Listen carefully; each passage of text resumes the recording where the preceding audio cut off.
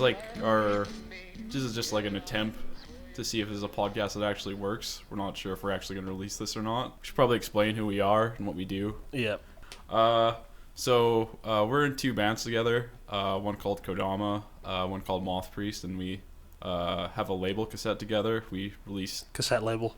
Yeah. What'd I say? Label cassette. Oh, yeah. Well, same thing. I'm Lex Dexic, so yeah, we mostly do emo, post rock, what other genres? Hardcore, things like that. But we're gonna play some stuff that we've released from our label. That's the basic idea of today. Is we're just gonna play some stuff that we've released and talk about it and bullshit and see where things take us. Yeah, well, we're gonna try to show each other new music later on, not in this episode, but and talk to people from the scene too. Yeah, basically our concept for the show is we're gonna find bands that we don't think each other has heard before and play them. And it'll either end up in hurt feelings or new music discovered for both of us. Yeah, so. We're just trying to find new music for each other, and then we'll still talk about like older Edmonton bands, stuff like that. Stuff we're releasing. We'll be grandpa hardcore. Yeah. Talking about old bands no one knows about. So, even though we're like 24. Yeah, that's actually old for this. I was at a show last night. I saw Wake with Weird Year feeding an ant, and even being at that show, I was like, I'm like the youngest person at this show, but when I go to every other show, like I feel like the old person. Yeah. We're like in a really weird part of a really weird era of like the Edmonton music scene as far as hardcore goes, I guess. Well, because when we were like 14 going to shows, maybe. Yeah. So, and everyone then was like 18 to 20. Yeah. And now we're the 24 and they're like 30. Yeah, we're the age like those bands were when we were young, and now there's like a whole bunch of like 18-year-olds playing like emo music and stuff. Yeah. And we're like, oh, you don't remember like Gift Eaters? Yeah. Like they have no idea what that is. This kid's still in high school making like better music than we've been able to make as adults. So it's impressive. Yeah, I just realized did I mention we were gonna play music from our label? Yep, that's the first thing you mentioned. Okay, good. So we're gonna do that. We're just gonna go in the order that we release things. So but you're gonna hear some florals first. Yeah. Our technical first release was our band Moth Priest did a demo that we self-recorded. Yeah, we recorded it in my parents' basement, and I had no idea what I was doing. And we're not super happy with it, so we're not going to play any of that right now. Yeah, and it's not really a Prothean Records release. It's sort of like we made our first tape, and then we were selling it at shows anyways, so we made it like our like 0 release, basically. Yeah. I guess we'll talk a little bit about our first release. Yeah. Because I had this idea forever to start a cassette label, and I just like put it off for like years. Yeah, and years. years. You're talking about like the florals release, right? Yeah. Yeah, okay. I had the idea forever to put out a cassette, and then I wasn't doing anything and I was living in the city, so I decided to kind of start it. And I talked to Adam about doing it, and we kind of agreed to start working on it. And we went to see Florals at a show. Yeah. Was that when we played with them? I think it was the first time we saw them. Yeah, we played with them at DV8. That was our first Moth Priest show, too. Yeah, actually. We played with them, and it was like one of the best like Edmonton bands at the time that I've heard in that genre. So yeah, because like as far as like emo bands are concerned, like Edmonton has like a pretty long history of good emo bands, and there's a long space in between like bands like Toto's Koran, and it was kind of dead for emo. And then then there was like a little like resurgence for a little while. Like there was Florals and Leap Year and us. Well, I guess like Moth Priest isn't so much emo. It's got like elements of it, but But so we saw Florals and we really wanted to put out a tape for them, so we talked to them and they wanted to do it. So we put out their demo, which had been out for a while on cassette. Yeah. They're not a band anymore, so if you like this, that's our main thing of our label is putting out dead bands. Yeah, because I was listening to CJSR like recently, and they had Craig who does like everything in Edmonton. Yeah, and he was talking about his label Double Lunch Productions or Double Lunch Records is that's the label. But he was like, I've had to like turn people down and like bands I really liked because I wouldn't be able to like make money off of it, or like bands I liked just like broke up immediately after. Yeah. And we're just like, this band is already broken up, but we're gonna put out their record. Yeah, we're gonna put out their album anyways and lose a ton of money. Yeah, that's one of the records we put out was already broken up when we did it. Yeah. And every other band except for 2, I think, that we put out is broken up. Yeah, Exits and our band. Yeah, still alive. And our new release, they're still alive for now. Yeah. At the time of this podcast, they're still. So we'll play that as a bit of a preview because it's just we kind of just announced it. We didn't announce it on the label page or anything like that. But yeah, we've been pretty bad about social media lately. But we're putting out the new Nothing Gold Can Stay. Yeah. Single kind of. Single. Sort of like an intro and a full song. Yeah. It's about 4 minutes of music, but it's we're really stoked about how it's coming out. So yeah, and we're also doing the release for our own band Kodama. Yeah. Which is a record that I wrote like 5 years ago and is finally coming out. Yeah. So, but I guess we recorded it last year and we had to record it twice because we lost all the files the first time we did it. I saw on Facebook the other day. It was March. Yeah. Someone asked me if they could hear it, and I was like, "Yeah, I'll send you a link when it's done." Yeah. And then I'm gonna send that person a link, and they're not even gonna remember what I was talking about because it's been that long. Yeah. So, and we have the album art ready, so we're just waiting on masters. So, like the Nothing Gold Can Stay and the Kodama album will probably be released like late February, early March. Yeah, close to each other. Yeah. I'm not sure what will come out first. Yeah, the Kodama one's our 7th release technically, and yeah, the Nothing Gold is our 8th. But yeah, the Nothing Gold record will probably come out before our Kodama record. So. We planned for the Kodama record like first, then like we could do the Nothing Gold Can Stay record really quick. So we'll see what happens. Yeah, like we said, we're just gonna play a couple songs for you guys off of our label. Yeah. Nothing from Moth Breeze though, or not our first. Nothing from our first. Not our record. demo, because we're gonna play songs from the split we did with If I Look Strong, You Look Strong. Yeah. We're gonna play one of our songs and one of their songs. Yeah. And they're both short songs, so it won't. Won't be too much. Yeah, just because like the way that album was recorded was like me not knowing how to record a band properly. Yeah, and we're re-recording all those songs for our next album anyways, so we're just kind of... Except for the 2 we don't like. Yeah. Yeah. So, might as well get into the first song here. Yeah. So we're going to play a song called Ghost Town by the now defunct Florals. Yeah. This is the song that really made me like these guys, so... Yeah, me too. We're going to play it here, check it out, and we'll be back after this one.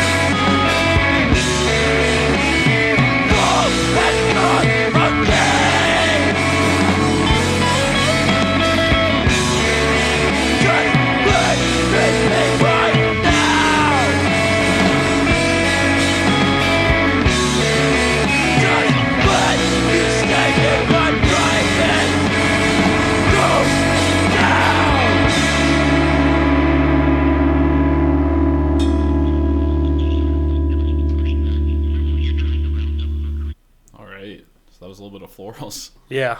Yeah. They're really good. Yeah. And it sucks that they're not a band anymore. Yeah. I actually really like their song on that demo. On that split? Oh, on the demo. Yeah.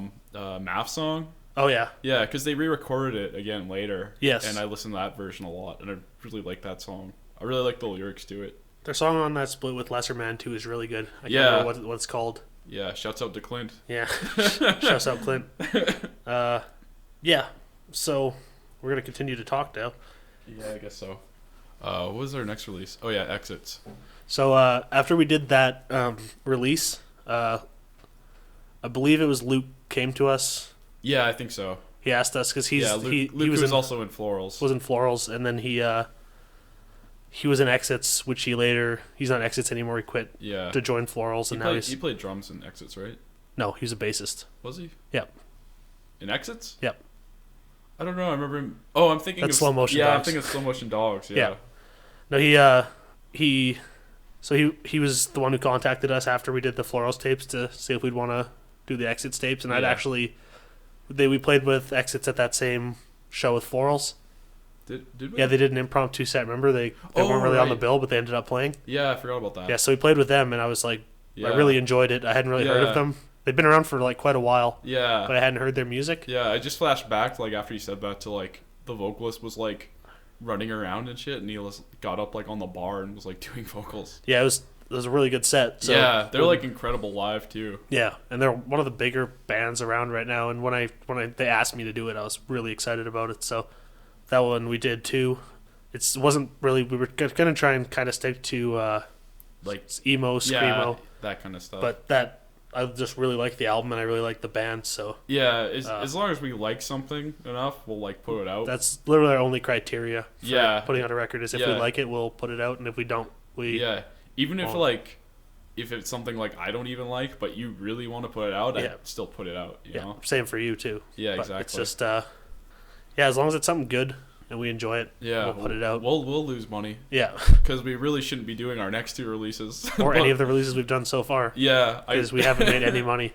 We've made I guess we haven't made money. Yeah, we've sold tapes, but we haven't made any money. The way our whole business runs is if assuming that we sell all the tapes that we buy, we can maybe break even. Yeah, or maybe if we do enough tapes, we'll make a tiny bit of money. Yeah, you can make like $10 at the most. On our Exits tapes, if we sell them all, we'll have made $10. Yeah, but I think is what didn't you lose a bunch of money from? Oh yeah, because I had to do priority shipping and rush because we had to get them ready for them to be on tour. Yeah, so that took a little more. Yeah, and our first 2 releases, if anyone here has them or ends up getting them, they don't look good. Because I printed off the covers, the J cards at Staples, because we didn't have any idea how to do things. So the Florals tapes. I wasn't sure if we're gonna bring this up or not. No, I'm gonna bring it up. Well, we can't. It's not something we can hide. Yeah, because I don't want people thinking when they get those tapes that's the best we have. Yeah, it was just I'd sort of heard of other DIY tape labels. Yeah. Unfortunately, we based our label off of some not so great places. Yeah. I got my advice on how to do things from Driftwood, which is a terrible guy ran that label. Yeah, I couldn't remember the name of that guy. Yeah. Or I couldn't remember the name of the label. Yeah. Yeah, no, he turned out to be like a sex criminal. Yeah. So we should talk about how many times things like that have happened to us. Actually, well, let's not, just because there's people in the scene. Yeah. That I'm not. Yeah. Yeah. That we worked with that we don't know too well. So. Yeah. Yeah. It's just it sucks when you talk to someone that seems like a good person like that, and then they end up being like there's a trash factory. There's 2 bands we've played with where, almost immediately after we played a show of them, turns out one of them was a rapist. Yeah, one of them was he a convicted rapist or? Who, the guy in that big band we played with? Yeah. No, I don't think so. I think it was it's never a conviction thing, but it's it's well known in the scene. Yeah, and they basically just get told to leave. Yeah, and then someone else sexually assaulted someone. Yeah. Yeah. Anyways, so I might cut that out. But yeah, so What were we on before that happened? I literally have no idea. Exits? Oh no, talking about how our first tapes look like shit. Oh yeah. So I printed them off, literally with a color, just like a basic color printer at Staples, and they don't look good. Like Florals looks okay because there's not much to it. Yeah. But it's 8x11, like loose leaf paper basically. Yeah. And Printed exits paper. didn't go well because it's a No. very colorful Well- cover, and things just didn't work. The way the art was done, it looked like a lot better, but there's a lot of small text on it, so it looked really like Yeah. pixelated. And there was like a sort of like Yeah. a pattern to the Well, like a texture on it, yeah. and that didn't transfer at all. So Well- what we're actually gonna do, I'm gonna talk to the exits guys eventually if they end up having more tapes, and I'm gonna reprint covers Yeah, I was just about to talk about and that. see if they want some. Yeah. And I'm gonna put them on our tapes because we still have a bunch of them Yeah. because we only really sell tapes at shows, Yeah. and that's not, we don't play a lot of shows. We don't go to other shows to sell them. Yeah. So we when we sell tapes, we sell them at shows. We have them at a couple.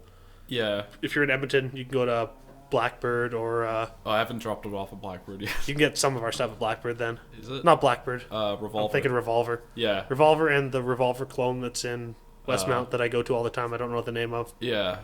It's like, Also, we have a Bandcamp where we sell stuff. yeah, everything's on our Bandcamp if you Oh, want yeah. to buy a physical copy of something. Do we still have a big cartel, or do we get rid of that? I don't want people using it because it's all Yeah. on our Bandcamp. So Yeah. Don't use our big cartel. Go No. use our stuff in Bandcamp. I think I took our PayPal information off there. So Yeah. and if you live in Edmonton and you like something we have, just don't even go to the Bandcamp. Yeah. Just like message the page Yeah, or message one of 'cause us, and we'll just bring it to you. I've had to ship a tape like one time, and I made like including cost of shipping, it was like $7 that I made, and then I like went and spent like $20 on shipping Yeah. stuff. So like if you buy something that I have to ship, that's cool. Like I don't care or whatever because this whole thing isn't about making money. Yeah. But if you're in Edmonton, Just and- let us know, and we'll just yeah, I no can- shipping. We'll just take it to you. Yeah, I'll meet up with you somewhere or give it to you at a show or whatever. Yeah. Yeah. So yeah, those we ended up getting stuff figured out as far as visuals on our second albums though. But if you have one of these exits tapes, or like you're in exits and you're like, why do these tapes look like shit? Yeah, and all the other ones like look like Yeah. they're printed properly. Yeah, it's because we figured things out. Yeah. And yeah, so That's the thing that sucks though, is like we spent more money like on our demo. Like that's like a sort of like unofficial Prothean Records Yeah. thing. But it looks like professionally done because we spent the money to do that. because it was all going to, like, we were looking for sort of ways to do this DIY as cheaply as possible. Yeah, well and if we had a cassette duplicator, we would have done that too. Yeah. But we Well- didn't. Well, also we didn't have a record label at the time. Yeah, Like, that's we what I'm didn't- saying. Yeah, we didn't think about doing that till we Yeah. released Florals, so. So then we tried to find ways to, and that guy I mentioned, the guy from Driftwood, had said that if you go to a print shop, which I took to mean Staples, Yeah. and print them yourself, they would look okay. And I went to I went to like one of the color printers, and it looked not good. Yeah. So Someone asked me about this before.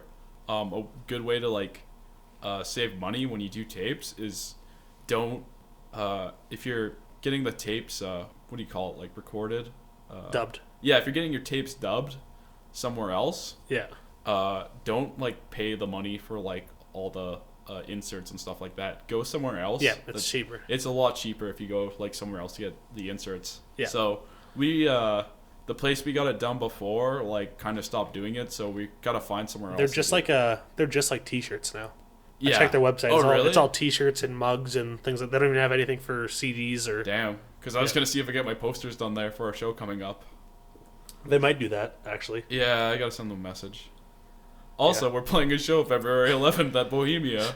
With our friends in Primrose Hawkmouth and Old Crows, which is. Well, Yeah. Old Crows is basically the side project of Kurt and Zion from Primrose, Yeah. and our both of our bands are playing, so it's kind of like a Yeah. big just us and our side projects and them Yeah. and their side projects playing. It's something we've been like meaning to do for a Yeah. while, but the only reason we've always felt like you shouldn't like have like your own two bands play at the same night when you're promoting the show. It's because that's douchey. Yeah, but since we got them with their 2 bands, yeah. Also, like, it was something you want to do for your birthday, so I was like, that's a good enough excuse for me. Yeah. Because this is something I've wanted to do, but like, well, because you were kind of thinking about doing it for your birthday last year, weren't you? And then there wasn't anything available. Well, so. the problem is with my birthday is my birthday always falls really close to Ghost Throats, which is like a festival in Edmonton where like there's lots of like awesome like emo and hardcore bands and stuff like that. So I never really plan anything for my actual birthday because like there's been a lot of years where it's been on my actual birthday or it's like the next day or something like that. Also, we got a lot of room noise going on with these microphones if you haven't noticed. We don't have the best setup right now. Yeah. I live by like 2 pretty busy streets, so you can hear cars going by and stuff like that. So if this sounds like shit, yeah. sorry. Yeah, we're gonna get some better setup in the future, hopefully. Yeah, this is basically a pilot anyways, so yeah, it might not even end up getting released. We'll see what we think about it. Yeah. And we're gonna end up hopefully doing this podcast anyways, whatever it ends up being. Yeah. So, as you've probably noticed, like we're probably not solely gonna talk about music a lot of the time. If we've got something we want to talk about. Yeah, we're not gonna directly talk to people the whole time either, like we're doing right now. But this is just sort of a thinking things through type situation.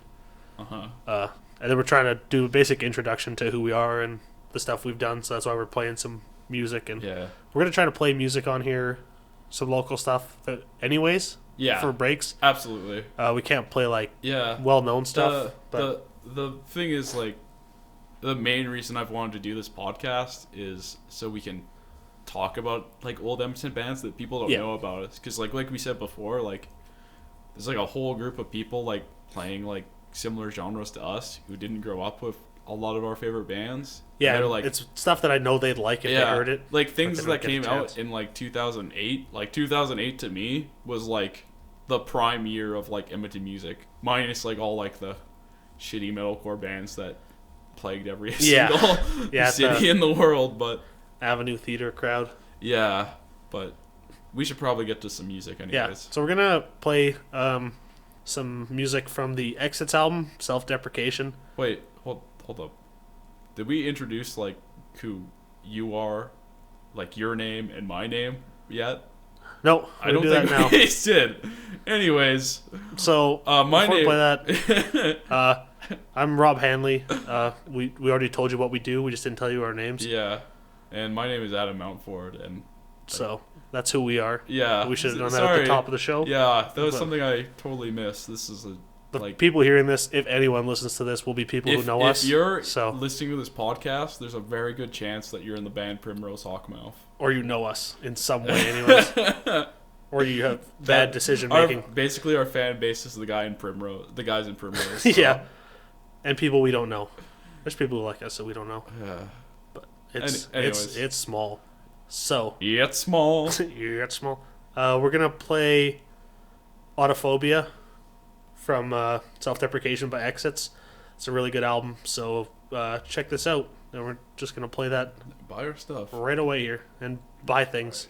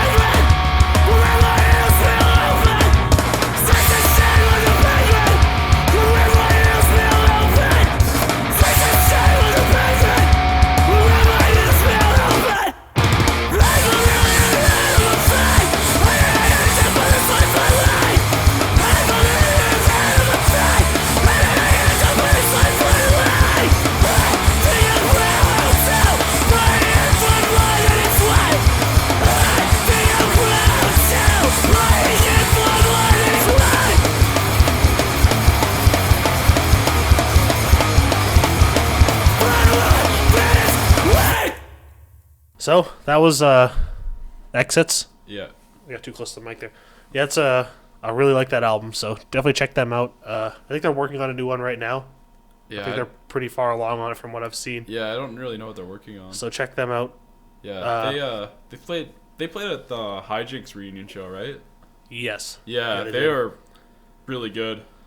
I was really go see them at a show or buy some merch from them or something. I think I saw them at Clint's house like right after that too. That was insane. Yeah, they're just like really good, like mathy sort of technical hardcore. Yeah, it's really cool. Definitely. It's nice to see someone doing something interesting within that genre. So yeah. Oh, I just remember too. I was gonna mention at the intro of this podcast, we played "Mountain of Flesh" by Gobble Gobble, now known as Born Gold.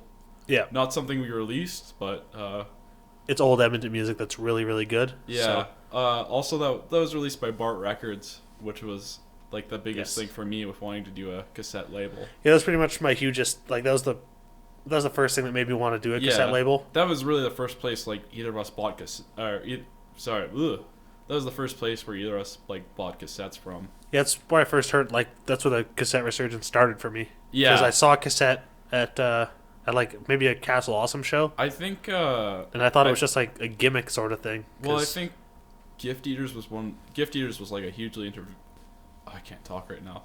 Gift Eaters was like a hugely influential band on us. Yeah. And I know they were like one of the first or like second releases by like Bart Records.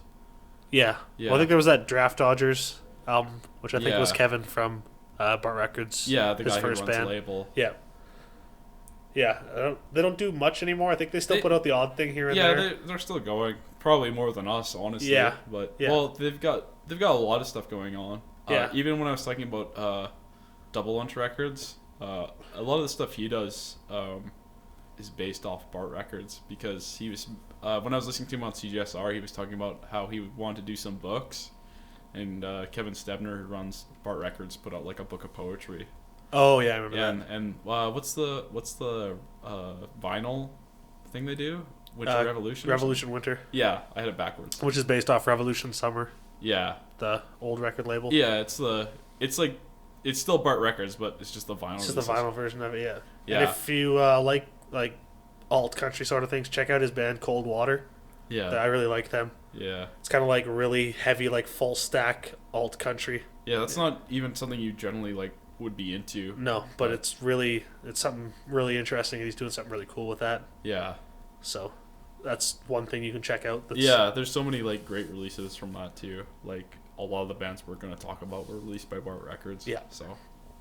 And as to that opening thing, we might change that weekly or something like that. We don't know if it's going to be the same thing every time. But yeah, we were just trying to find something. We're really just like figuring this out. Well, as we were going to play Good Drank by 2 Chainz, but we knew that would get taken off of SoundCloud. So.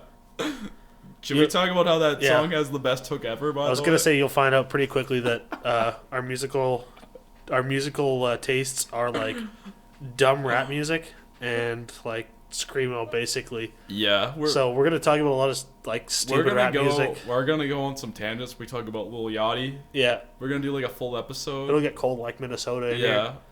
Here. You can check out a video on YouTube of us playing that song. Actually. Because we listen to like the weirdest variety of music, so yeah, like you're gonna hear us talk about dumb rap music that like you may not like. My like the stuff I listen to is like underground, like post rock and like emo and stuff like that, and then like the worst of like mainstream hip hop, basically. Yeah, we're gonna talk about a lot of like rap. Yeah, like that's probably not. It's not gonna be like the feature of like an episode of podcast, because you want to talk about stuff that people don't know about, but yeah, we're gonna talk about 2 Chainz. But it's gonna get tangential, so we're gonna talk about Gucci Mane. Yeah, Guwap. Yeah, Walk a Flock of Flame. Yep. Who else releases really ignorant music? Migos. Shouts out to Migos. Shouts out Migos. Yep. Take Off. Etc. I think that's all of them, but yeah, we're dumb people. So generally, just in general.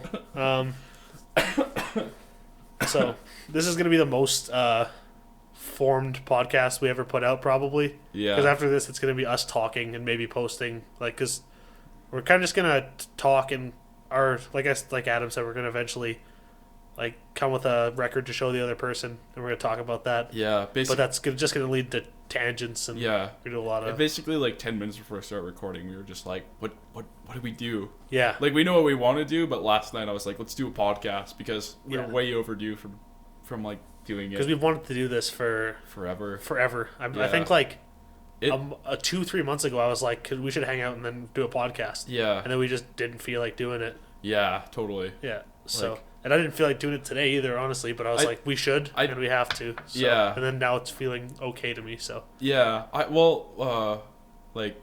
We've been jamming at this place, Shit Palace, or what's it called? Shit Sanctuary. Currently. Yeah. But it's like some of the dudes from Primrose like have a house. Yeah. And just like when we were talking to them, that like the first time we went there, and we were telling them about like. I was talking about like Cope and like Wolf Goat and stuff, and I was Snick like, and Snick, and I was like, these bands are like crazy important to me, and I can't just like just like live in a world where people don't know about that. Think of like the generations before us of Edmonton bands that we have no idea about. Yeah, I think about that a lot. They just die out, and no one talks about them. So you know what I was thinking about like yesterday actually. What do you think's like the biggest like Edmonton band that's like ever came out? Like Social Code. Social Code? No. Stereos. 10 Second Epic, probably. Isn't there like a big like punk band from Edmonton? SNFU, I think. That's probably it. That's a band name. I think that's Yeah. It's just there's not like anything like. But I would say 10 Second Epic got bigger than them, but it was only for like 2-3 years. Yeah. I don't. Abandon All Ships from Edmonton. No. Oh darn. Stereos is though. Oh yeah. Actually, when bunch of disband bands. Actually, when I was working at Famoso, like there was some like local TV station. It was like I don't know if it was like Global Edmonton or something. They were like at the restaurant talking to Stereos for some reason, and I was like, this is weird. You know, I know there's all these bands that like they were like Sonic Bands of the Month and stuff like that. Yeah. So they're like the sort of indie bands that you don't even hear about on our side of things. Yeah. Until like you hear their music on the radio. Yeah. There's a bunch of like car commercial bands from Edmonton. Yeah. That like that sort of made it that way. That just reminded me. I was like talking to someone about what's that band called? Scenic Route to Alaska. Yeah. Yeah, I used to work with like the singer and the guitarist in that band. Oh yeah. And they were like saying how they were like a really big band or whatever. I think people think that because they're in a commercial right now. Yeah, you know. For like the city of Edmonton. Yeah. That's pretty local, but you don't when you see that on because you see it when you're watching a hockey game or something like that. Yeah, totally. So you see it, you're like, oh, that's big. Yeah. But it's literally paid like it's by the city of Edmonton.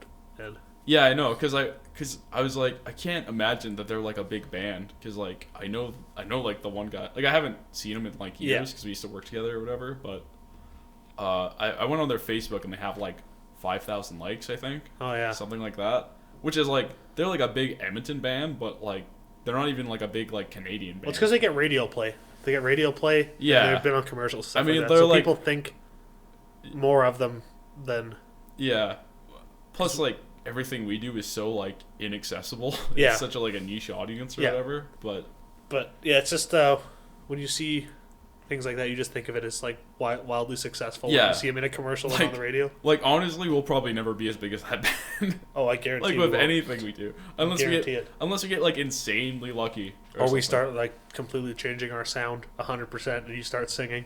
And we stop playing heavy music. If I start singing, we're gonna lose a lot more of our fan base. I guarantee you. I'll believe you on that one because I haven't heard it, but yeah, unless I like just somehow get really good at singing. Yeah. So. Yeah. Should probably talk about our next release. Yeah. So after we did Exits, were we on a mixtape with these guys? How did I find these guys? I don't know, because this was something you did like even before, like. Yeah, because I thought they were like you wanted to do like a cassette label before you even got involved with it, but then I put some money into it to like help you out. Yeah, and I was like, okay, I guess I'm a part of this. Yeah.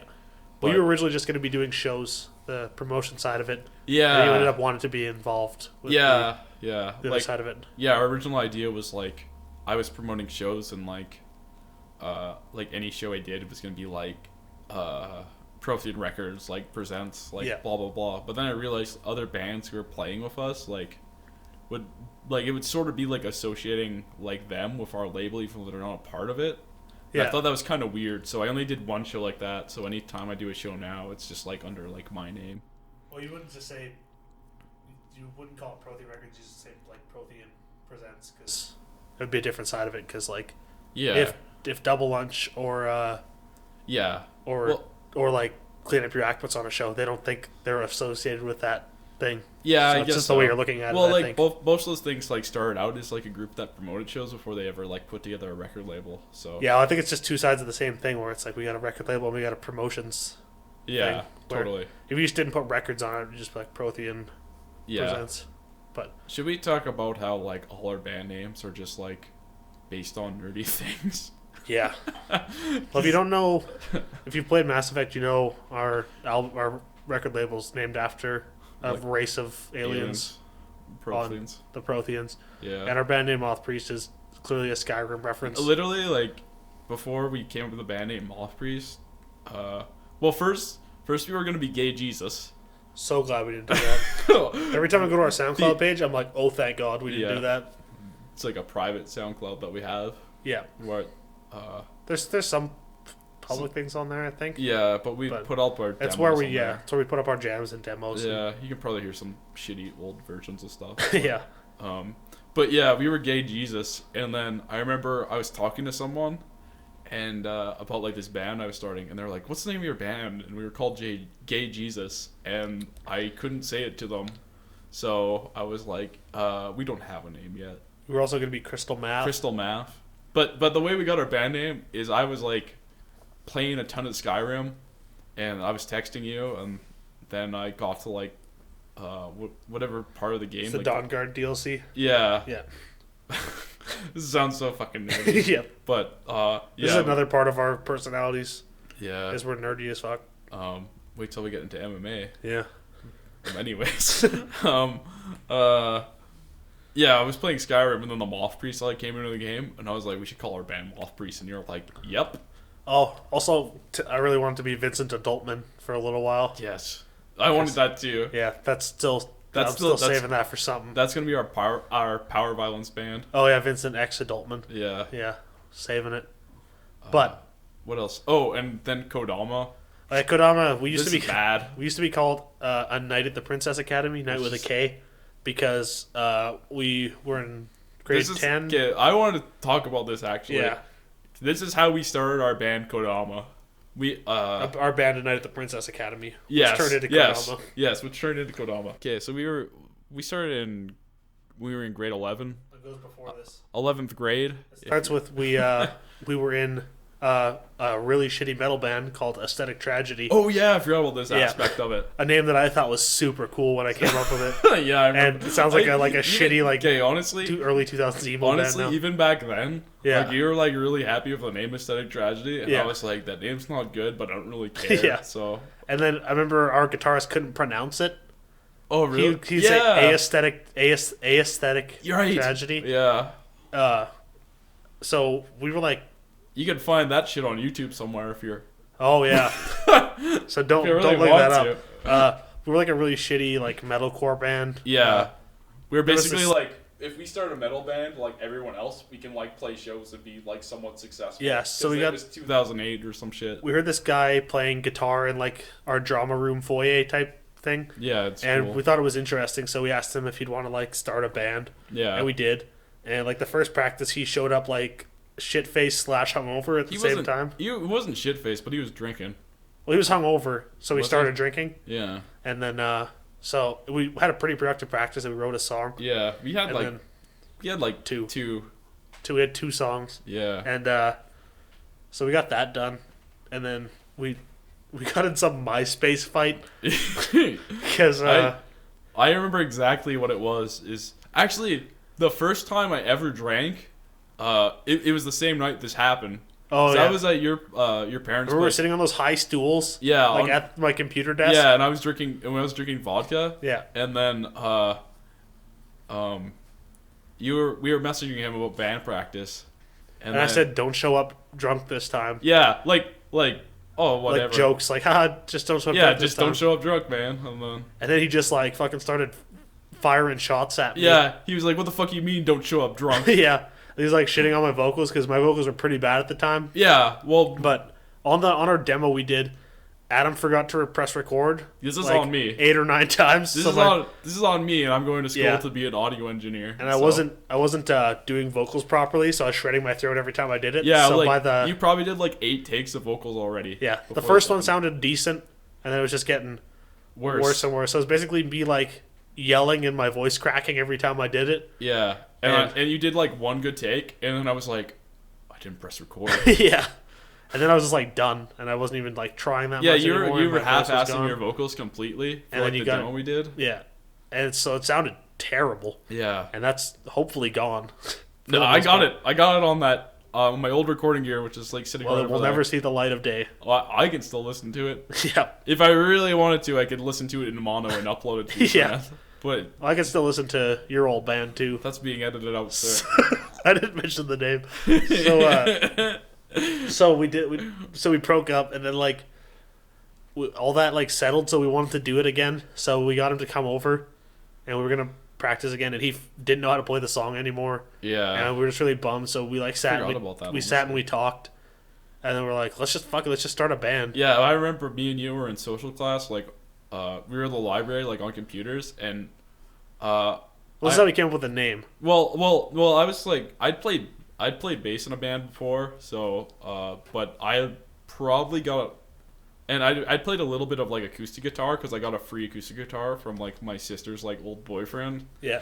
And like I didn't know what I was doing really. I still don't know what I'm doing when I play guitar, but I bought an electric finally, and I probably had it for like a week or something like that. And I was talking to you, and I just said, we should start a band, and we just got into like stuff like Envy and the Saddest Landscape, like bands like that, and I wanted to start a band, and you didn't even know, like you had a drum set in like grade 8 or grade 9. And I learned Heart Shaped Box and Floyd the Barber by Nirvana, and then I never played them again. Yeah, and I was like, let's start a band. I'll play guitar, which I've had for a week, and we played drums. So the first while we played it, I didn't use a bass drum because I didn't have the coordination to time up a bass drum. Yeah. So it's basically like hi-hat and snare, or crash and snare, or ride and snare. Yeah. And I don't think our first song, it didn't ever see the light of day.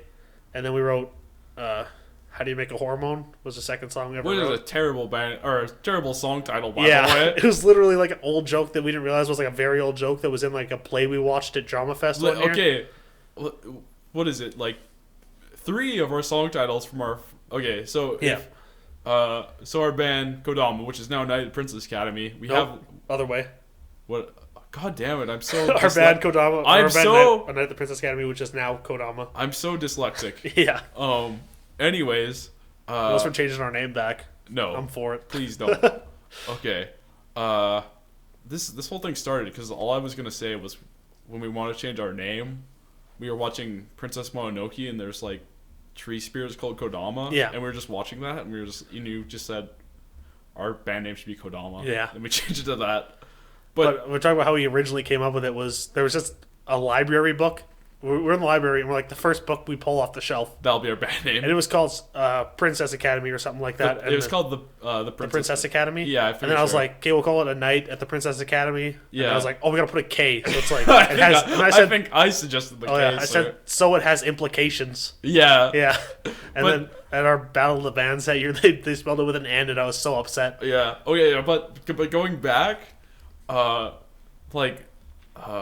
before we recorded, I think, we were in drama class together, and we went to this thing called Drama Fest, where like a bunch of different schools like do like plays and stuff. Yeah, little one acts and small plays like that. But there was this play where it was like a parody of like the Hardy Boys or something, played with 2 girls, and half of our our song titles from the Night at Princess Academy EP. I can't talk. Well, 2/5. Yeah. The Night at Princess Academy EP, like, we're taken from that play, because Let's Change Sweaters, a song title we still use. Which, because it's vague enough, and it's not like, how do you make a horror... No, 3/5 of our songs actually were from that, yeah. Daddy Even Chloroform was from that. Yeah. Like, because there's a part I don't even know. Like, it's pretty self-explanatory what had happened. Their dad had been chloroformed, and they said that. And what was the other one? We said it already. How do you make a hormone? Yeah, I really wish we didn't use that. Yeah, well, that was our worst song. Yeah, that song's terrible. So except for the end of that song when I totally rip off another band that's called Black Magic Pyramid that was into it at the time. That's the only good part of the song. The whole beginning of that song sucks. And most of Daddy You've Been Chloroformed was a heavy, heavy, low, low rip off. Don't mention that.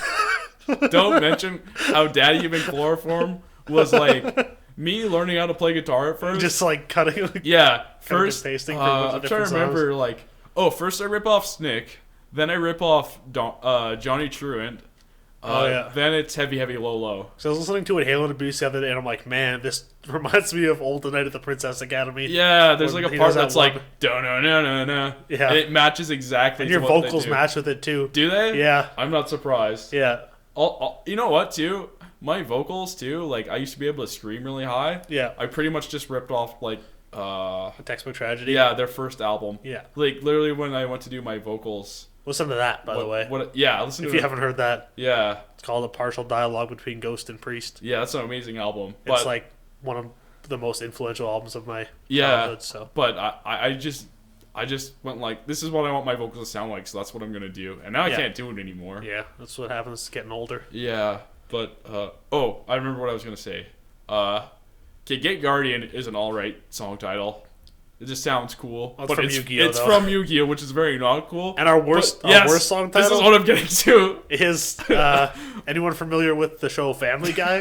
Which is a terrible, terrible show that we liked because we were in like grade 10 or 11 when we started this band. Unfortunately, we still liked Family Guy at this point. So we called the song "Oh My God, There's a Bear in My Oatmeal." Yeah. Which, if you don't watch Family Guy, it's just like a weird random title. Yeah.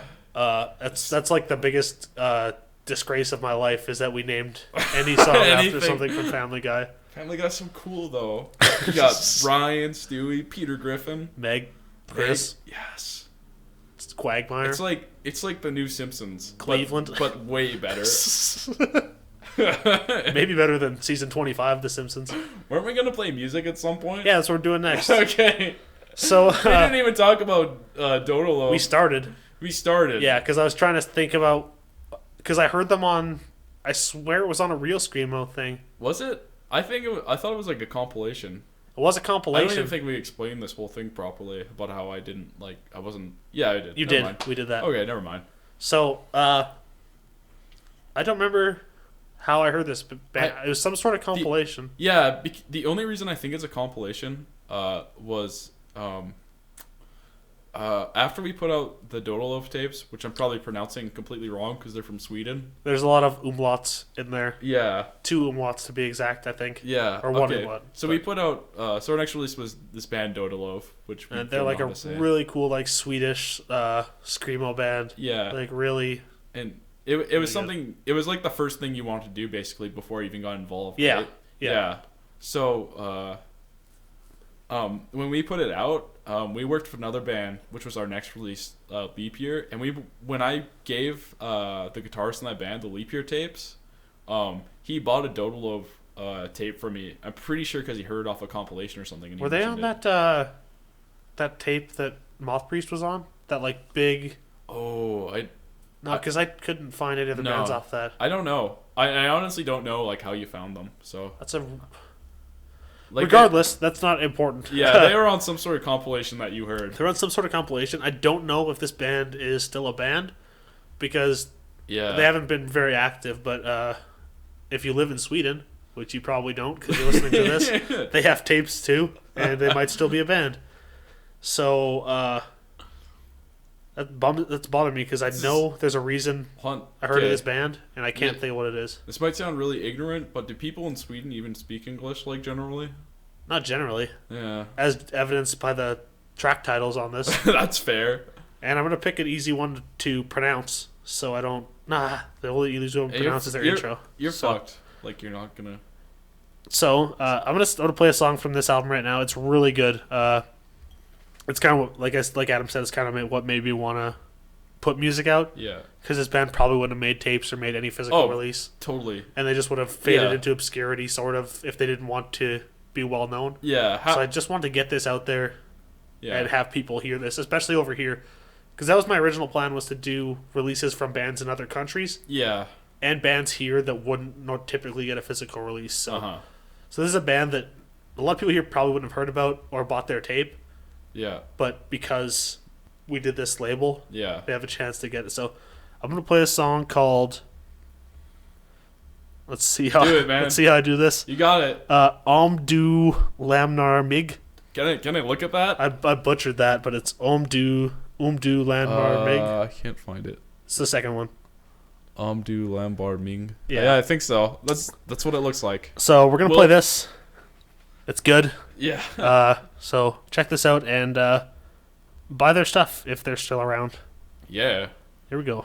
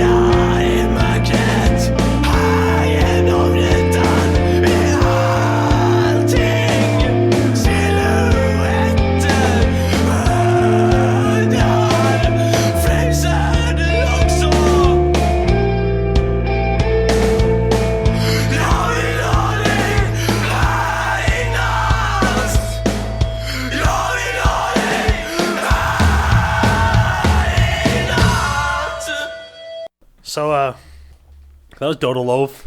Mm-hmm. They're like really good, which I'm sure you heard. Yeah. Yeah. I was trying to think of what our next release was. Oh, it was Leap Year. Yeah. As you mentioned earlier. Yeah. I'm trying to remember this like. Oh yeah, when we played that Deviate show with Florals, they were supposed to play, but the the show started like super late. So we got to this show. It was 8 bands, I think, right? Was it really 8? Yeah. Let me think. Crazy. It's on the fridge there. Oh yeah, it is. I can't see it. There was a lot. I think it was 8. It was okay. We were first. Yeah. Mr. Golf. Jerk in the Can. Jerk in the Can. Slow Motion Dogs. Exits, which was like an impromptu thing apparently. You say Pillar? Pillars. Was it Pillar or Pillars? Pillar of the Sun at the time. Yeah. And then Leap Year. That is 7 bands. Yeah. 7 bands. And this show was supposed to start at 6 o'clock. Yeah. We got there at like 5:30, 5 something like that. Yeah. So, we got there at 5:30, expecting to go on at 6:30. Oh, and Florals play that show. Oh, Florals, yeah. So it was 8 bands. It was 8 bands. Yeah. So we got there early because it was our first show in a long time and our first as Moth Priest. Yeah. So we wanted to be there on time and play do a all good the show. things right. Yeah. So we hadn't played a show in general in a really long time. So we did that, and we basically sat drinking and being harassed by punks until 8:30, I think is when we went on. Was it even that early? It might have been later. We waited around for a very long time. Yeah, might have been between 8 and 9. Anyways, and the promoter wasn't there yet. Yeah, the promoter wasn't there for at least the first hour, maybe 2 hours. Yeah, and then he was like, "Yeah, you guys can go on in an hour." And I was like, "We're supposed to start this 2 hours ago." Which is a don't know if this happens in every scene, but Edmonton is very famous for like really bad punk time. Yeah. Where shows start like crazy later than they're supposed to start. Yeah, I can't stand it. It's terrible. Yeah, I've said this to you before, but any show I ever do, the latest like a band will start if like within an hour. Yeah. Yeah. Not even half an hour. Unless I think there's one of our shows was an hour. Unless there's absolutely no one at the venue and there's people that are gonna come. Yeah. Or like there's a touring band that for some circumstance can't make it till way later. Yeah. Like any show I ever do, at the latest, if I say bands at 9, they're gonna start at 9:30. Yeah. Like no exceptions. If a show starts at 9 and you're not there, that's on you. Don't assume that like it's gonna start like way later. But to like, that's the thing is, if we're playing first, which we do on a lot of our shows, yeah, I don't mind starting while there's no one there. But I feel bad if we got like an opening band, yeah, because I don't want them to have to go on when there's no one there. Well, that's why you wait till like 9:30. You know, so that's the problem with punk time is it affects everything. Well, that's the thing is people assume that like things are gonna start later because it always starts later. But I say, fuck that. Yeah. Don't assume anything. It says it even on the page, but some people will still go. I always post whenever I do shows. I'm like, band start at 9. Be there at 9. But how many times have you gone to a show where it says that, and then yeah, like, what the? Well, you know what? What is going on? I don't care because I posted that. Yeah. That's what's gonna happen. Yeah. And if you're not there, that's on you. Yeah. So it's kind of on us too because there's no one there. But I'm saying that's what punk time does. It affects every facet of it. Yeah, it's like this is like the standard, so everyone just like because so many people are like fuck punk time, but yeah, I'm gonna go late because punk time. Yeah, and even with punk time, we still show up on time to shows, even if it means we're waiting. But if I'm going by myself, I'll show up late as well. Well, the thing that's the worst about that is whoever's headlining the show, like, if it's like a big band, they're not going on till like super late. So like. If people someone leave and shit too. If people have to work or whatever, like they're gonna leave. So like, ideally, if you're in a band, you want to play like second or third. If there's 4 bands, because that's when you're gonna have the most people. Well, the one time we headlined was that Pancho show. Yeah. Which was a really fun show. Shouts out to the guys at Primrose for getting us on that show. Yeah. They had a bunch of people there that I think had to leave at a certain point, so they wanted to go on. Yeah. Before us. Yeah. Which I was fine with because. Yeah, whatever. We played horribly that night. Yeah, we were very drunk and very impaired on marijuana, and so we played really poorly, and I couldn't see my frets because it was like black down there. Oh yeah, and we and like so in Moth Priest I play drums and I do like the majority of the vocals. Yeah, and I was drunk, and the drums were like set up in this corner in this basement. And I was like, this is cool. And then I just like stuck a microphone like in between my hi-hat and my crash. And I just assumed that would be okay. Yeah. But I was too far away. Like it was so like in the way of like any cymbal I was trying to hit. Because the way I play drums in Moth Priest is in like I pretty much look straight and everything I see is just in my peripherals. And I'm like focused on doing vocals. Like, yeah. So it was not a good time as far as that went. But it's still a good show. And the people were really supportive and it went really well. Yeah. So that was one of the most fun shows we've ever played. Yeah. And then when we were done, people started chanting one more song. So we played a song that we don't like and barely remembered. Yeah. That's like how we played at Shit Palace as Moth Priest. Yeah, we weren't planning on playing the show. It was like it was people were impromptu. Yeah, it was like people were hanging out and we were like, oh, we could play a Moth Priest set right now because you had your bass in your car. I was like, let's just ask for a request. And the only request we got was for a song we don't play anymore. Yeah, the song Wolves. And then, like, neither of us like that song anymore. And, like, a lot of it for me is just doing vocals. And I, like, couldn't remember, like, the last half of my vocals, like, the lyrics to it. And I forgot how to play my drums, even though it's, like, one thing that's super simple. Just because I don't like that song and I haven't heard it in forever. Yeah. So, yeah, it was like, out of all our songs, there's only 2 that we wouldn't play, and that was one of them Yeah. that was requested. But that's the one I'd rather play than the other one we don't play anymore. That's true, but I at least like know how to play that. The other song's 34. I know the other song way better. The other song's called 34, by the way. That song sucks. It's on our demo. Yeah. But get that, or I guess. Yeah, it like on the Moth Priest split that we did, we recorded some of the songs of our demo on that, and then on our upcoming release, which hopefully tentatively titled "Here Is Like Hell." Yeah, we're gonna record some more songs that were on our demo on that. But, literally everything but 34 and Wolves. 34 and Wolves, because we don't like them. Yeah, 34 was like the first thing we ever wrote, and I wrote all of it pretty much, didn't I? Because you didn't really know how to play bass. Yeah, so I just said like write something and I'll play it. Any band we start, Rob's like, I don't know how to play an instrument, and I'm like, too bad, that's your instrument now, even though there's 2 of us. Well, it was kind of my choice to play bass because like we knew we wanted to start a band because Kodama was kind of just like at a dead end. Yeah. Because we'd keep starting it and then not doing anything. Yeah. And starting and not doing anything. Yeah. Hence why the songs we just recorded are like. Oh, we didn't even mention that. Yeah, we did. Did we? I think it came up a little bit. Yeah. They're like 6-year-old songs or something like that. They're really I old. did say that. Yeah. So we literally just I guess we have like one song that we wrote, but we hadn't written new songs in like 6 years at that point. Yeah.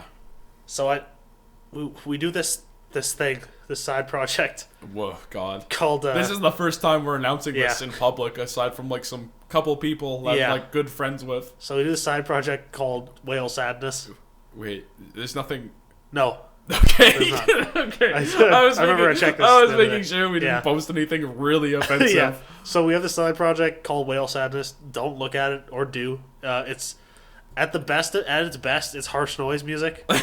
At its worst, it's like fucking carnival fuck music. Like it's ridiculous. Carnival fuck music. That should be our genre. Carnival fuck. Carnival fuck music. But it's just something we used to do because we didn't have any bands and we just wanted to fuck around. Yeah. Like we did a whole album just on my futon where we each had a microcord, right? Yeah. And we just like fucked around. Basically, like I think like our whole like first album, if you can call it that, even it was more of an EP. I guess it started with us wanting to. Our first idea was an ambient album with just mouth noises. Oh yeah. Where we just be like. That's pretty much. That's the first Male Sadness song. If you want to go listen to that, it's called One. Aren't 2 of them like that? No, I think it's just like the first song. Then it ended up being like how ridiculous we could possibly make our music. So okay. One of the songs we did. So what's our? I couldn't even remember the name of our album. Fong Dongler. Yeah, we made an album called Fong Dongler. A sort of anagram for Dong Dongler. But like we would work on some of the songs together, but then there was a couple where I just did them by myself when I was bored. Yeah. And so the thing we're recording this song, it can record 16 tracks. So I just layered 16 tracks of just randomness. Yeah. Like on top of each other, really loud, and I was like, "This is a song." Yeah, because our first one counts. Our first one is mostly us. Yeah. Together. Our second one is us. Our second one is that Futon Fire? Yeah. Second one was Futon Which Fire. we did in one night, by the way. Yeah. And then we did like a jam session, which is kind of why we're a band right now. What kind of Moth Priest started. Yeah. Is I was using my old guitar that I got rid of. Yeah. Through like Adam's multi-effect thing. Yeah. And we did this. Bad. It was mostly terrible. It's called Shrimpin' Ain't Easy, I believe. I think so. Yeah. And the cover is a close-up of chicken wings that have been eaten. Yeah. I think there's like a picture of a cat if you download the album. Yeah. I put like hidden things if you actually download the album. So there's this one part in there that sounded cool, which ended up being the end of our song, Halls. Yeah. Yeah. So there's a couple things we liked, and then we were like, you know what, let's just start. Why are we wasting our time doing this dumb shit? Yeah. Let's just start a band. Yeah. So I went out and bought a bass for like $300. Shouts out Long McQuaid Financing. Because I didn't have enough money for that. But I have a bass now. So same reason we have drums and same reason.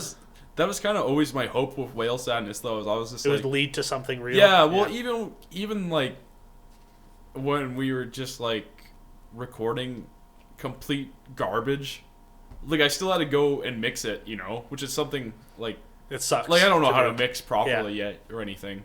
but I was still working on music somehow.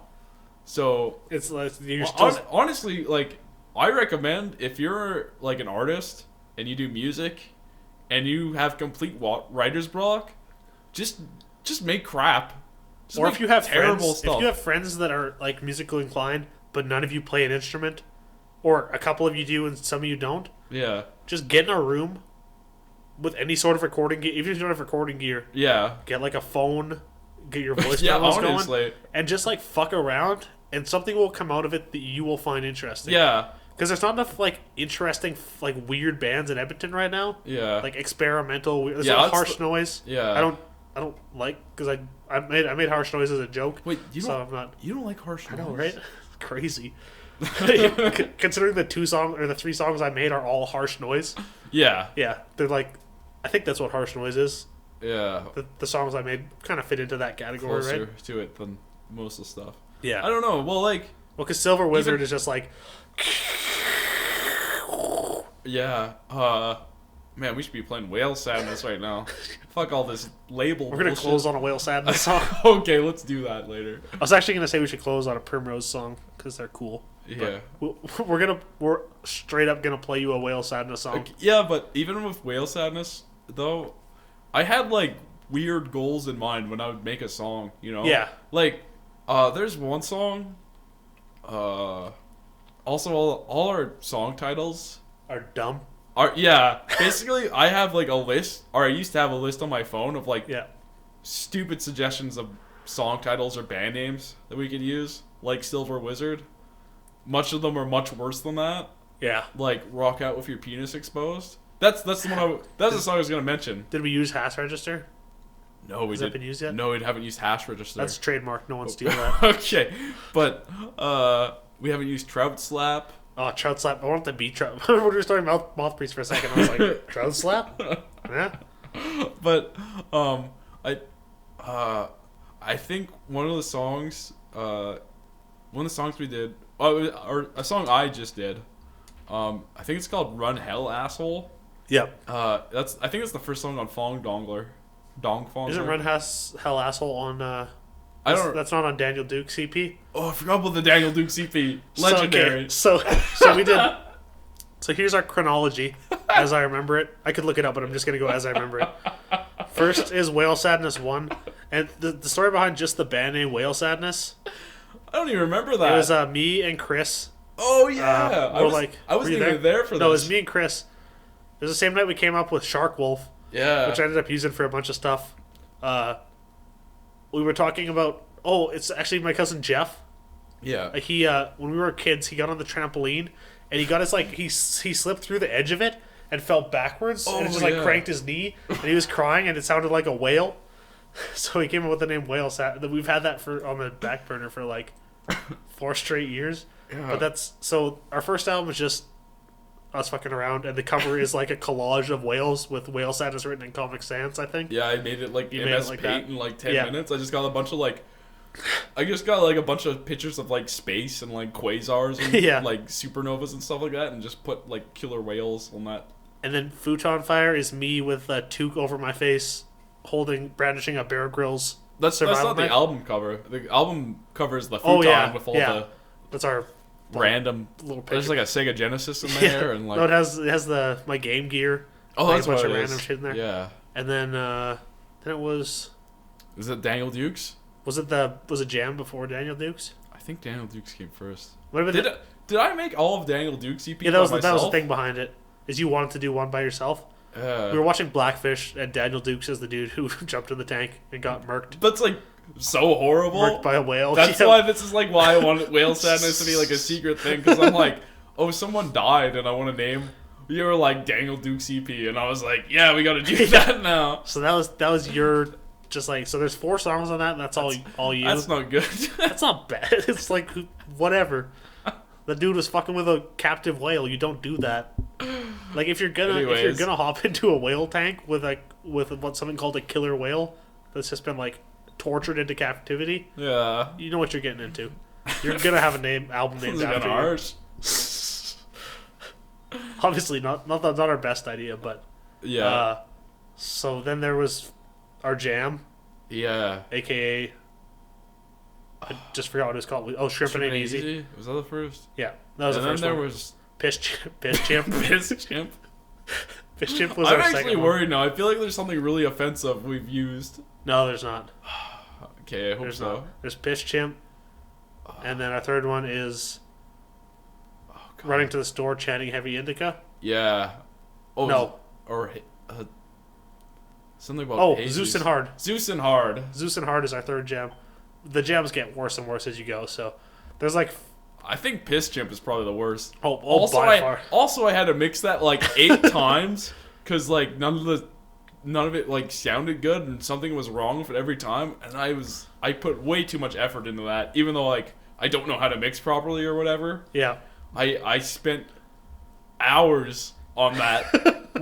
I spent hours on garbage because I was like, this garbage doesn't sound good enough. Was Piss Chimp the one where we were on mushrooms?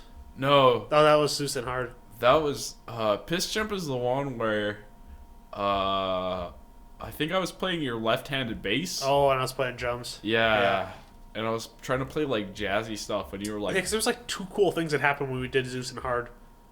I doubt there was like one or two. That's the one where it was microKORG and acoustic guitar and drums. Oh no, that was when we were on mushrooms. That was Zeus and Hard. No. We're sitting right here. That's on Fong Dongler. That one's called Shitting Hot Piss, I think. No, because you made. No, because. Oh no! I think you're right. Yeah, I think you're right. Yeah. We sound like complete fucking idiots. You think it's Steaming Hot Wine, which is one of your songs? No, because we didn't call any song that. What? Shitting Hot Piss. Yes, we did, sir. Did we? Yes, we did. I don't think we did. Oh, it was one of the bonus tracks. There's a bonus track. I think I got rid of the bonus tracks. Oh, did you? Yeah, I just made them normal tracks. The bonus tracks were running to the store chanting Heavy Indica, and that one, I think. Oh God. Or 7 Granola by Rob. We're gonna have to listen. I'm gonna have to look at this later and see if it's okay to release. I think it is. I'm like fairly sure. Anyways, how about that band Leap Year? How about Leap Year, guys? Sorry for any band being associated with us right now. God. Yeah. So there's a reason we were talking about. Oh, we're just talking about how we started Moth Priest and all that. But we played with Leap Year at that show. Yes.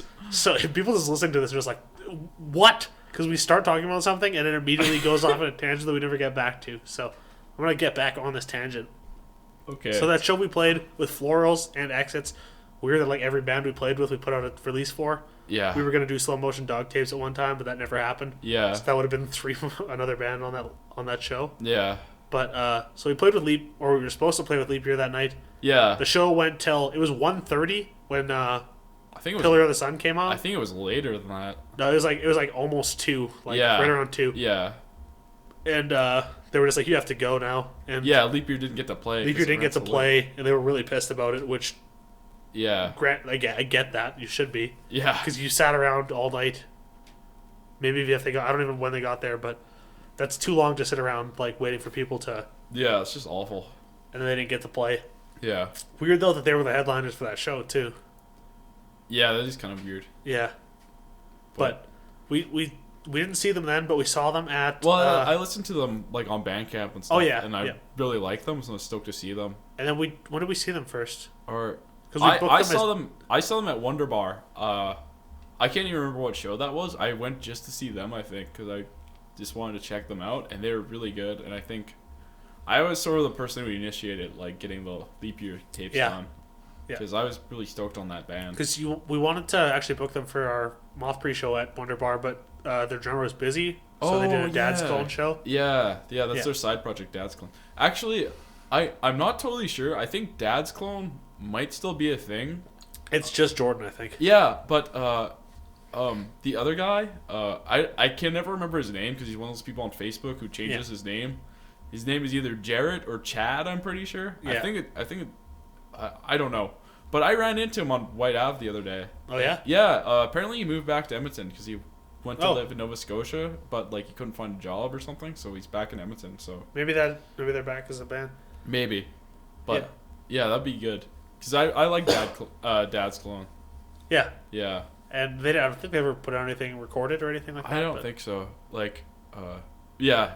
Anyways, they're really good, and I hope they make more music together. Yeah. So we're gonna take another break and play some of Leap Year's music. yeah. This one's called "The Human Torch Took Out a Bank Loan," Yes. which I believe is an Anchorman reference. Is it? Yeah. Oh yeah, it is. Yeah.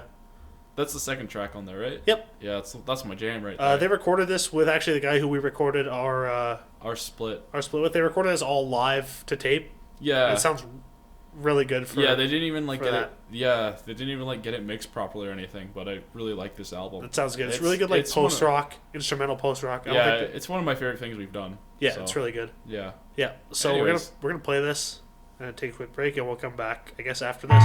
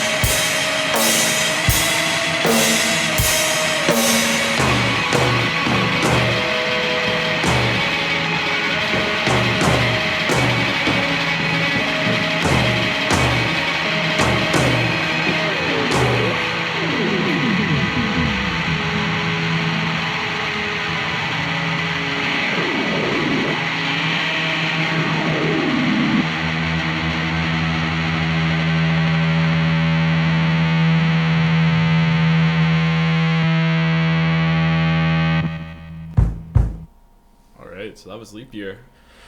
And you definitely like that. Yeah, right? I love the end of that song. Yeah. I was mentioning that, like, As while we're the song was playing. Yeah. Because we're actually listening to this stuff. Yeah. I like that whole part with, like, the tremolo picking. And, like, oh, yeah. Yeah. Like, I remember seeing that live, and I was like, wow, I need to release this tape. Yeah. That's the thing now. Whenever I see a band I really like, I'm like, oh, I should do tapes for them. Yeah. Which is horrible because it's like such a money-losing venture. Yeah, it's like, oh, I should lose $200. Like, I should give this band tapes and then not make my money back. Every time, that's like, because every time we have this idea to put out a band's stuff, we're like, we know we're going to lose money, but I want to have this band's tape, and they probably wouldn't do tapes if we didn't. I really doubt, like, Leap Year would have, like, put out something physical. No, they would have just not been a band anymore, and then there wouldn't have been anything. They already uploaded their stuff to, like, Bandcamp without any artwork or anything. Yeah. And then I was like, can we do your tapes? Because I like you guys, so.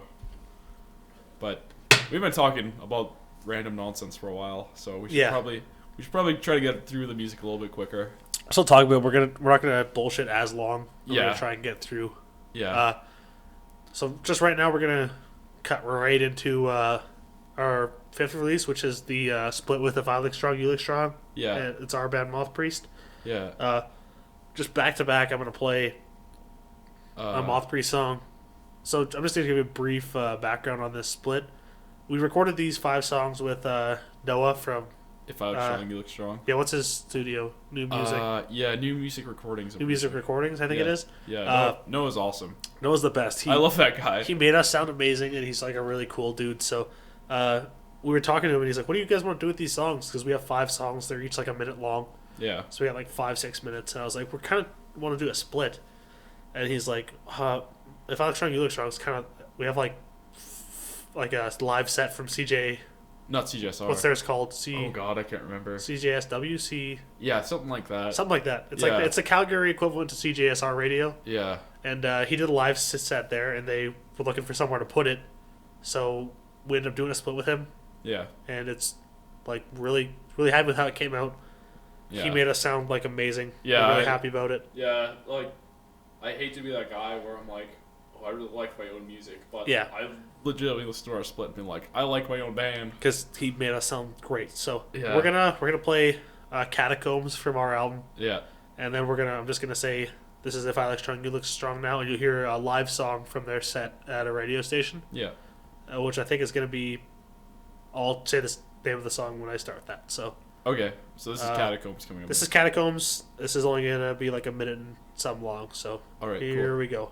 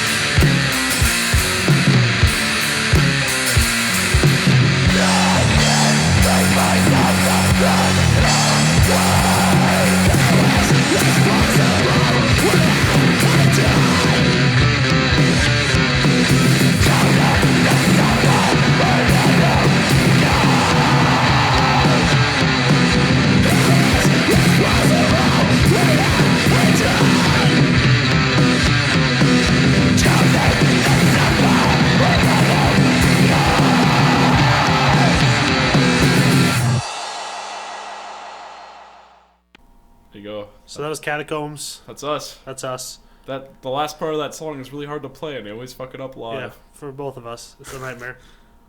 So right now I'm going to play Pigeon Leader off of If I Look Strong, You Look Strong side of the split. It's a live thing, so there may be some introduction to it by Noah talking. So here we go.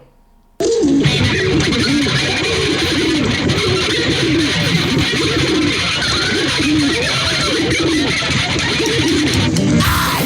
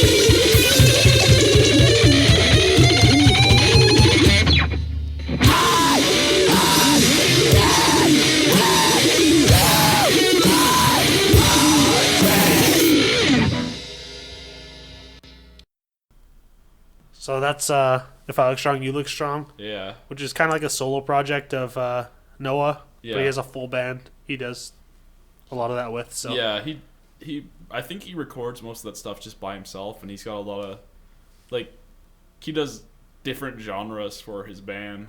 Yeah, the first time I heard of his band, actually, it was like a math rock, like twinkly. Yeah. His first album was like really intricate math rock and stuff like that. Yeah, and then, like, last time we played with him, the last song he did was, like, post-rock, and yeah, he's all over the place. I love that dude. He's so, like, genuine. Literally like the coolest dude ever. Shouts out Noah. Yeah, shouts out Noah. He's so, like, genuine with everything he says, even though, like, sometimes it's completely ridiculous. Yeah, go support that dude on Patreon. Oh, yeah, that's the thing he did. Yeah. Yeah. Because he's always doing cool shit. Yeah, and I'm stoked for us to record with him again. Yeah, he's just really good at what he does. So. Yeah. Scope that dude and his music. I always think about one time I was, like, messaging him on Facebook about random stuff. He's like, so Adam, why do you play music, like, philosophically? Yeah. And it's like 100% genuine. And I'm like, I don't know how to answer that question, dude. But his like, literally, if he somehow listens to this, we didn't tell him this, but his album. Oh yeah. The first Brain Fever LP. Yeah. I think he said he wrote most of that, right? I talked to him about this because I was curious. Yeah.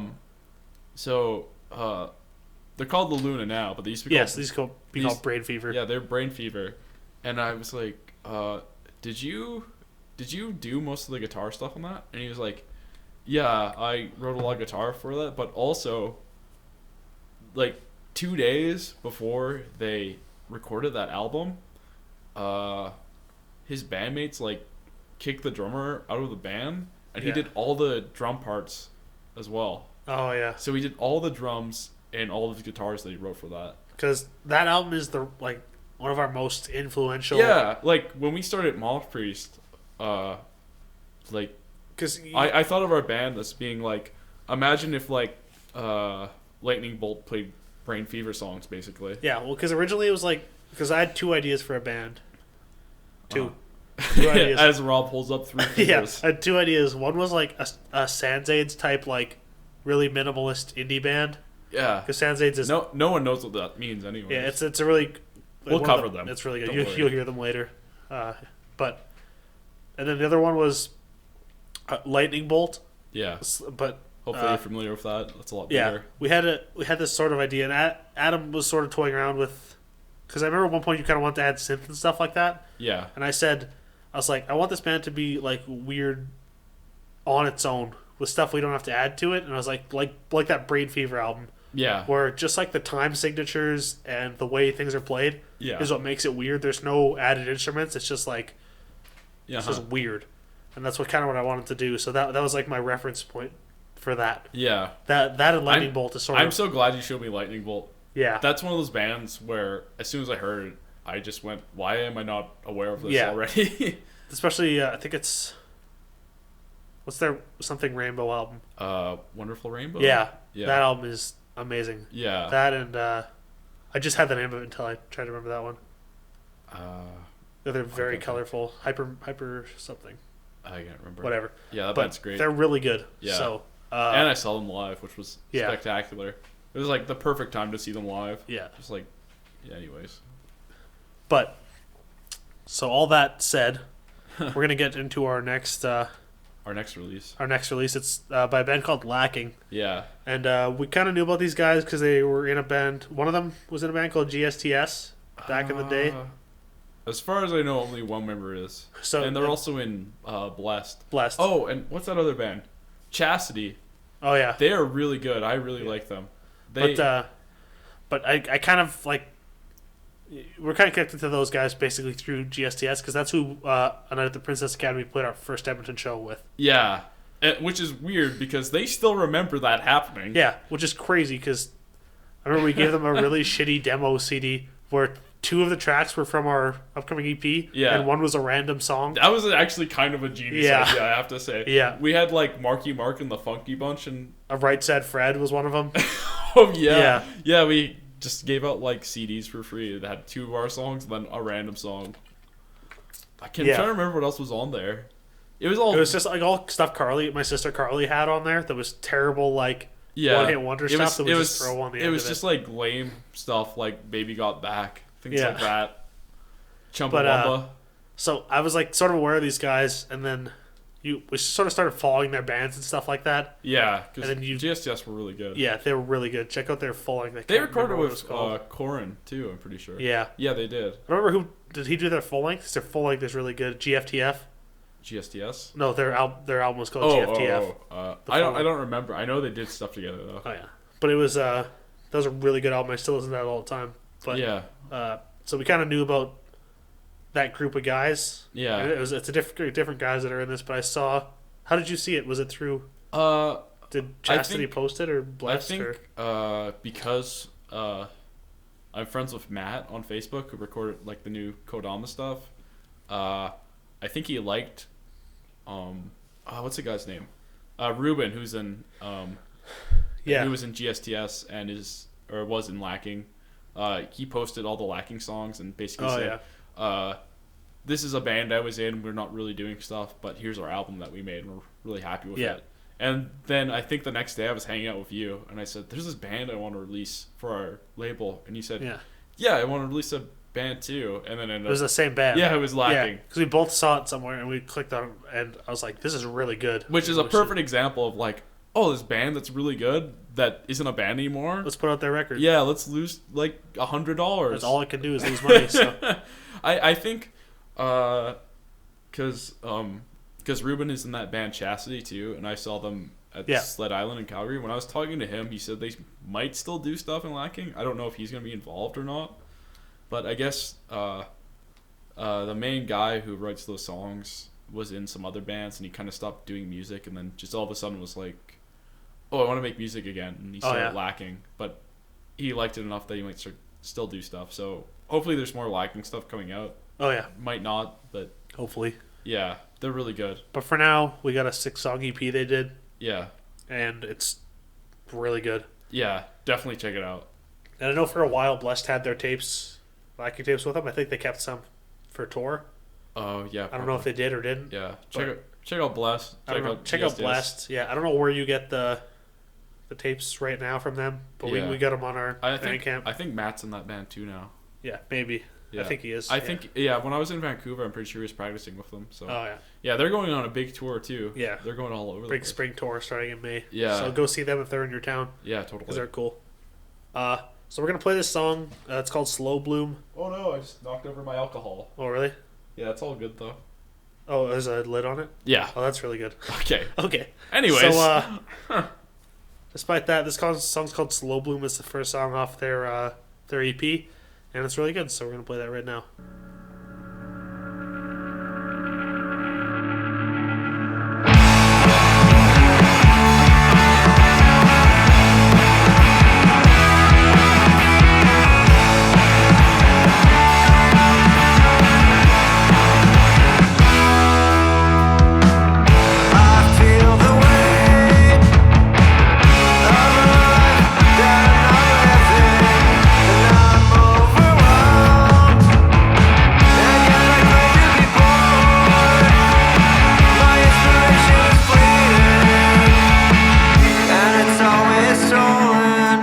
Like a cigarette, you begged a stranger for.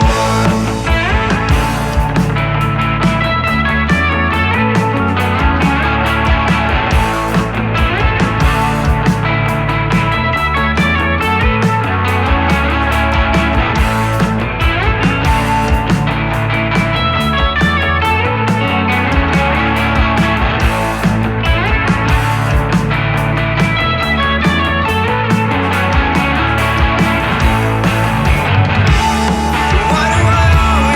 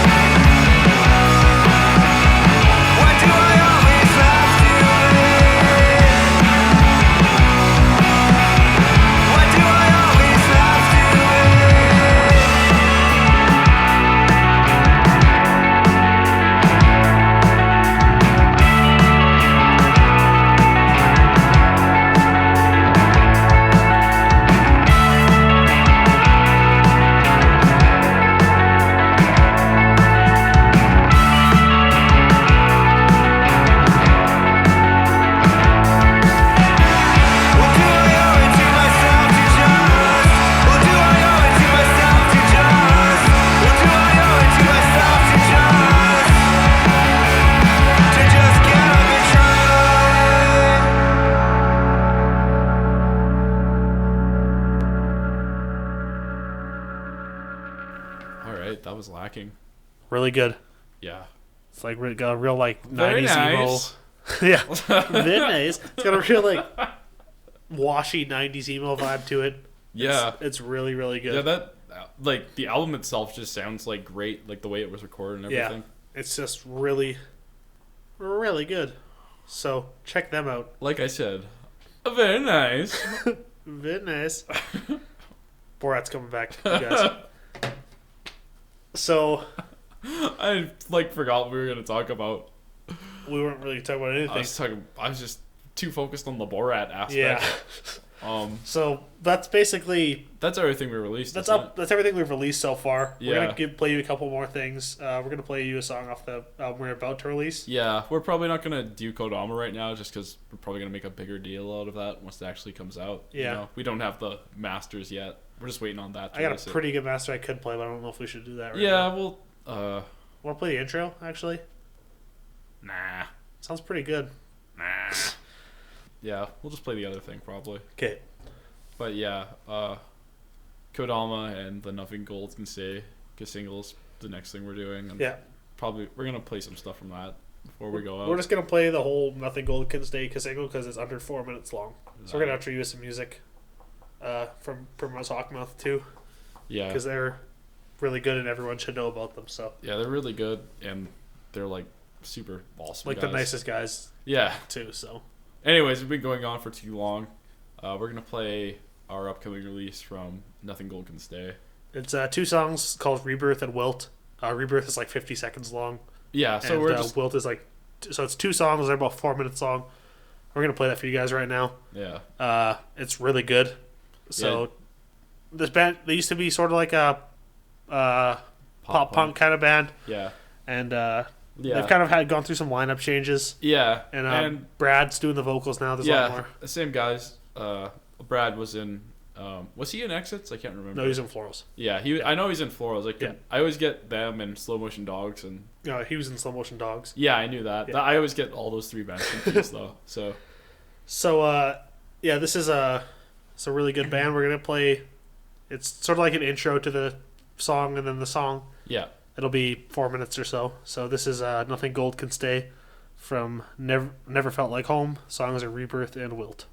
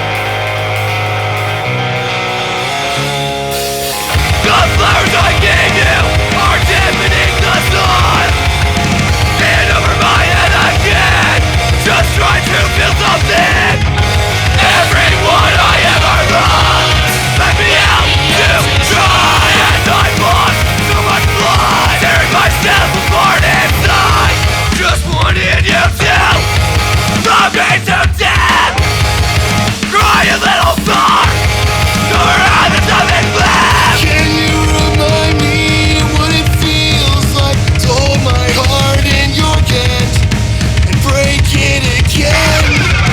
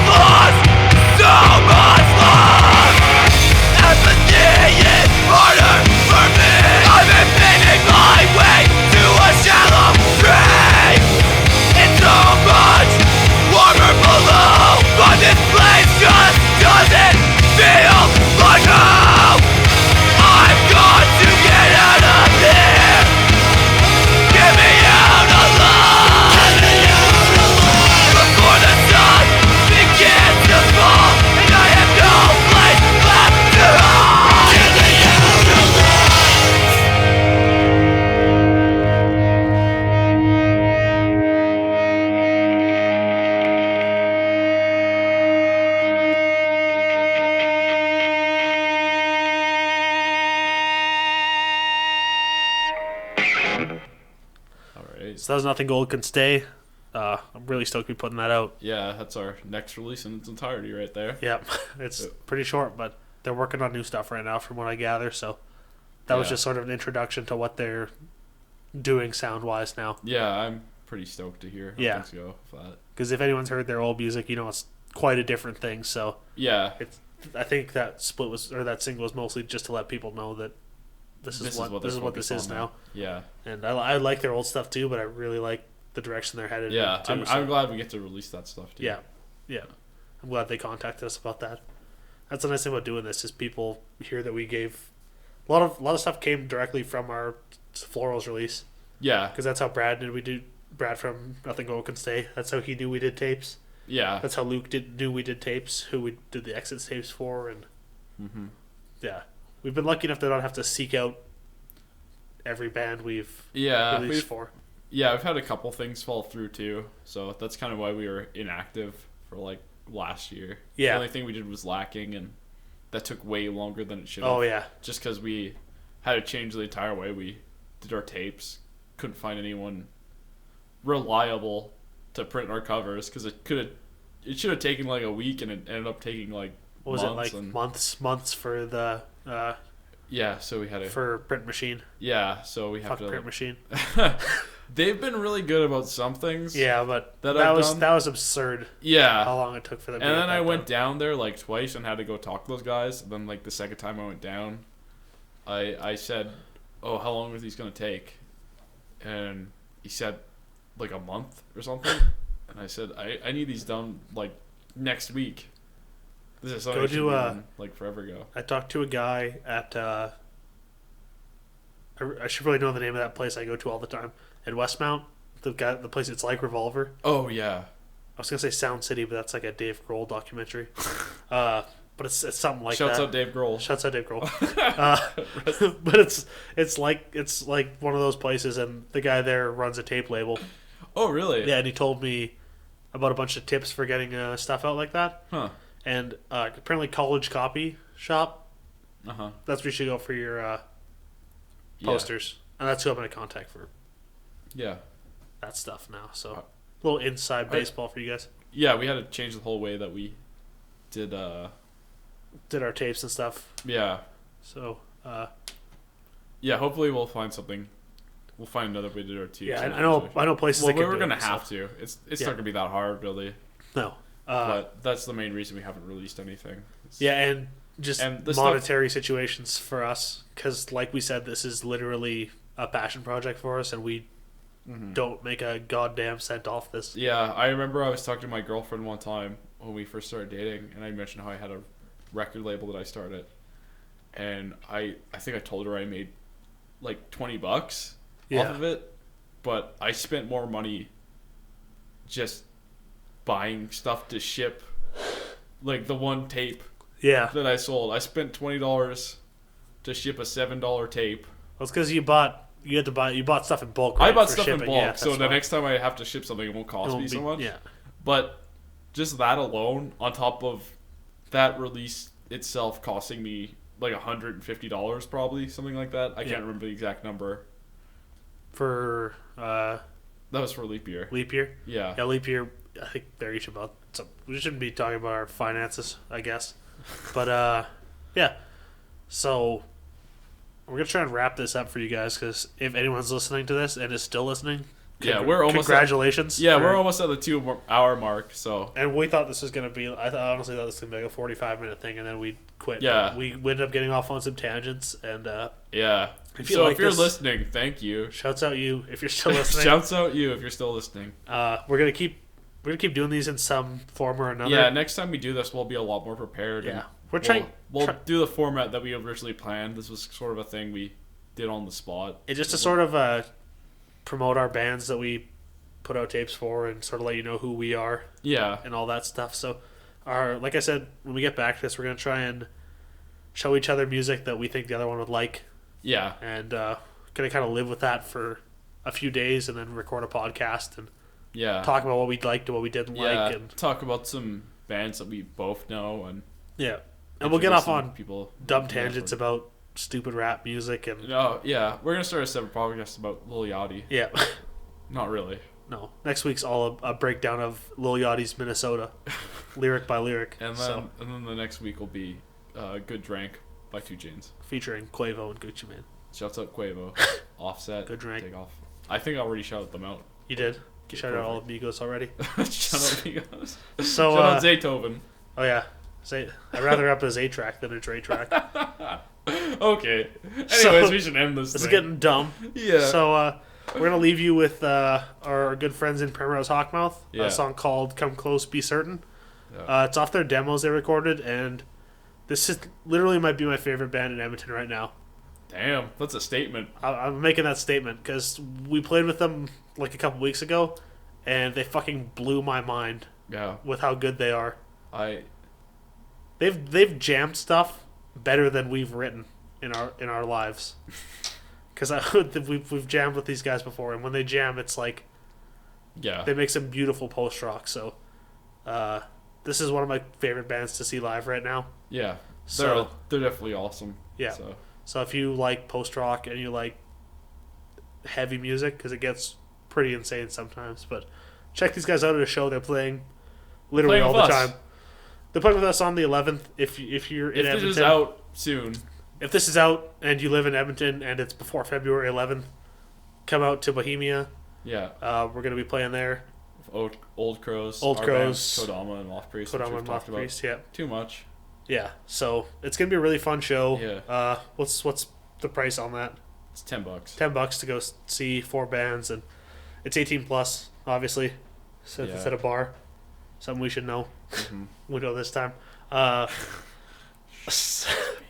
So, like I said, here's Primrose Hawkmouth.